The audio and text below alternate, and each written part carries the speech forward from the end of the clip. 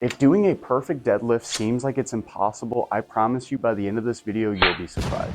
Let's break down deadlift technique simply. You're gonna start by looking down at the bar and see where the knurling is. And I like to put my feet just on the inside of the knurling on both sides. And then after that, when you stand over the bar, make sure that the bar is literally cutting your foot in half. Simply being, half of your foot should be in front of the bar, half of your foot should be behind the bar. Then after that, I like to grab the bar with both hands, starting with about thumb grip out from the knurling. From here, you notice my back position isn't the best, so what I'm going to do is put my heels towards the bar, touching the bar, simultaneously arching my back so it becomes a nice straight line. From here, you're going to brace your core with a breath in, and then all you do, keep that bar close to you and stand up nice and tall, squeezing your glutes at the top. As you bring the bar down, push your butt back, knees slightly bent, keep that back nice and straight and arched like we did before, and then you can do multiple repetitions. Once again, step up to the bar, make sure your feet are lined up perfectly, grab the bar with a thumb width distance from the knurling,